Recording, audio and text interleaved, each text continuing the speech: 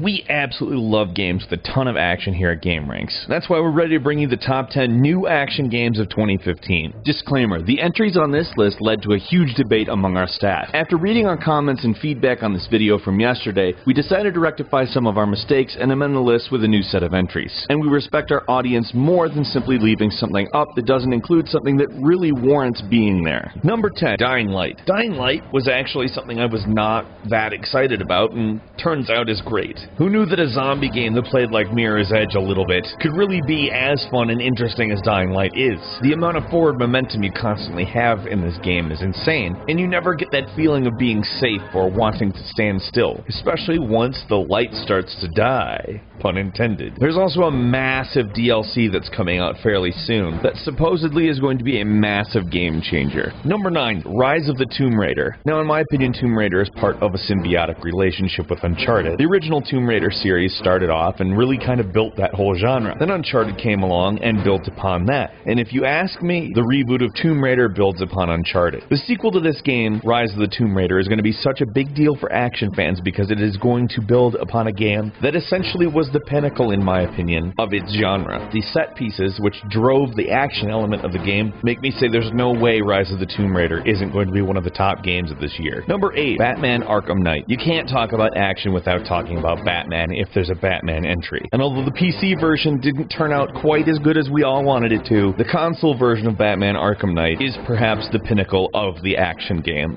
Such a beautiful game. You see the rain on Batman on the road. You see every detail on every rock. You see all the explosions. You see every bone-crushing hit in a way that just makes you feel like you're there, even though you know that nothing in real life is anything like this. Number 7, Star Wars Battlefront. I am a massive fan of Star Wars Battlefront 2. I still have it on my computer. And it's 2015, and it looks terrible compared to everything else I own. And yet, I'd rather play it than most other things I own because it's one of the most fun things I've ever played in my entire life. It's caused a lot of arguments, but I'm gonna go on the side of I think that this new Star Wars Battlefront might just do it again. I have never seen a developer nail the tone of the films in the way DICE has, including the ones that were based directly on the films themselves. Yes, there's no space battles, but there weren't any space battles in the first Battlefront either. You do realize there's going to be another Battlefront 2. This is a reboot. Do you honestly think that there's not going to be space battles eventually? Honestly, I'll be shocked if it's not amazing. Number 6, Just Cause 3. So yeah, people generally look at Just Cause as a sandbox game, and that's usually the context that people talk about it. But it's not like a sandbox game like Minecraft. It's a sandbox game like I want to blow this up and I want to jump over that and then blow it up. Action! Just Cause 3 looks like one of the most insane action sandbox experiments of all time. The sheer amount of things that you're going to be allowed to do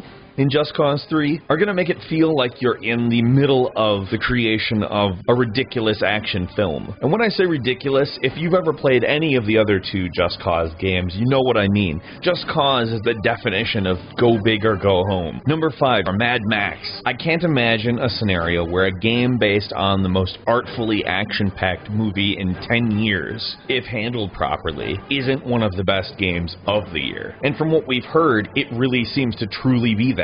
It's an open world game, but it seems a lot like it narrows its focus very quickly, depending on what you get yourself into. And if you remember the movie, the current iteration of Mad Max is essentially an avalanche. And they've done a lot of work incorporating that feeling into the video game, at least from what I've seen, and it looks fantastic. Number 4, Bloodborne is an extremely brutal action game with a high difficulty level, a sharp learning curve, and a powerful way of doling out their narrative using lore as opposed to direct storytelling.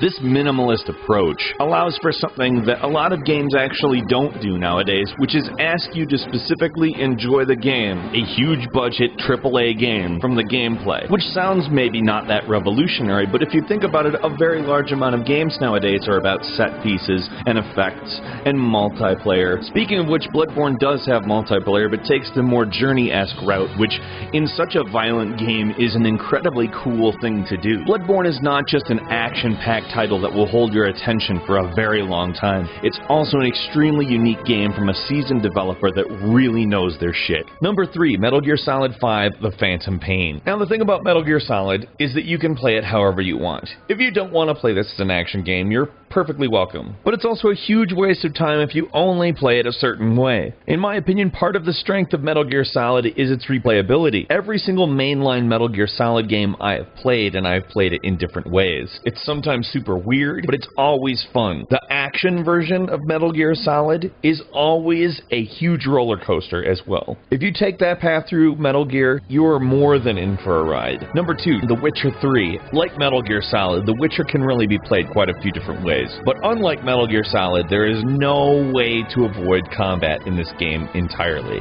And what a joy the combat is. The action in The Witcher 3 is probably the most natural flowing action I've played in any game of that kind in quite a while. It's been a while since I've had one of those games where I move around a lot while I'm playing it, but The Witcher 3 really gets me dodging and lunging and whatever it looks like when I think I'm doing those things on a couch. And what I really like about it is it just keeps going and going and going and getting more and more complex. The Witcher 3 is a fantastic game, and if you haven't played it or don't want to play it, what's wrong with you? And finally, number 1, Fallout 4 is probably the biggest name game of the year. When Bethesda rears its head with one of its massive open world RPGs, everyone stops and listens. Now, even Bethesda themselves are quick to admit that the action components in previous Fallouts have sometimes been a little bit on the wonky side. But anybody who watched their E3 presentation knows that that's not going to be an issue with Fallout 4. They showed off a very impressive demo of the combat systems that are in place. They listened, they learned, and it looks like they got it right. A Fallout game where the action component is as strong as all the other components,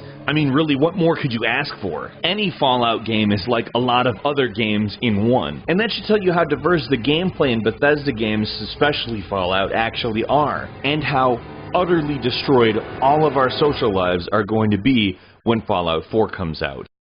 Another couple of games that are worth mentioning include Magicka 2, the sequel to the original. This one is one of the coolest top-down magic shooters. Assassin's Creed Syndicate, which looks to do a large amount in the way of remaking Assassin's Creed's world. Oddworld New and Tasty, a remake of the game that started the entire series, was really a big deal when it came out, and in all honesty, a really fun game nowadays still. On top of that, we've got a few others like the Resident Evil HD Remaster, which, by the way, is fantastic. Was definitely worth them spending the time on making that game again. 3D Streets of Rage 2, which, if you remember, Streets of Rage 2 is one of the best Sega games of all time, now in 3D on the 3DS. And finally, Heroes of the Storm, which is an incredibly unique action-packed experience that you should definitely check out. Did you happen to have a title that you really recommend to other players? Please leave a comment and make sure that they know about it. Otherwise, you know, it's fine to discuss the ones that we talked about, because it's fun to talk about the things that we like. Also, if you could click the like button, it really helps us out a lot. An important thing to do, especially if you're new around here, subscribe to GameRanx. It's the best way to get our daily videos first. We hope you enjoyed this video. Thank you so much for watching it, and we will see you next time.